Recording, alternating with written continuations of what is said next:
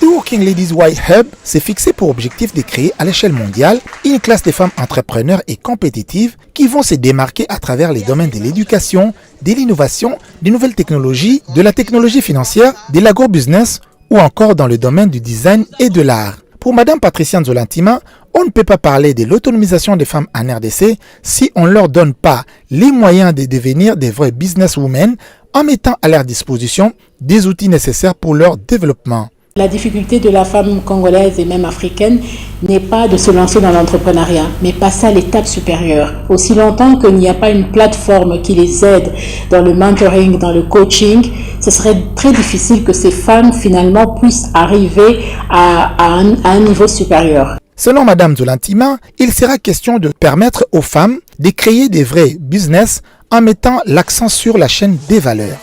Moi, je suis de celles qui disent que la maman qui vend des arachides dans le coin de la rue, elle doit être en mesure demain de pouvoir en vendre en quantité et qu'il y ait des personnes qui font de la transformation et le conditionnement, qu'aujourd'hui nos produits soient dans les supermarchés mais avec des emballages comme quand on voit à l'étranger, lorsque nous voyageons, nous achetons des arachides, c'est tellement bien emballé et ça prend de la valeur. Teinté d'une touche particulière aux couleurs vives et diversifiées, The Working Ladies White Hub est un espace convivial et confortable qui comprend des espaces de coworking, des salons privés et des meetings, une salle de formation de plus de 100 places, un bar à popcorn, un restaurant, une piscine, un call center ou encore un studio de production et d'enregistrement.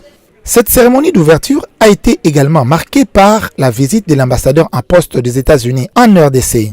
Mike Hammer n'a pas manqué d'encourager la fondatrice de cet accélérateur et lui promet le soutien de son pays. Grande militante contre la pauvreté, Patricia Nzolantima a participé à de grandes conférences aux côtés de grandes personnalités du monde. Elle est également la cofondatrice de Ibus Cabs, une start-up congolaise dont les taxis sont conduits par les femmes. Elle est également entrée dans la liste des 4 Congolais à avoir été nominés parmi les 100 leaders économiques africains de demain par l'Institut Choiseul.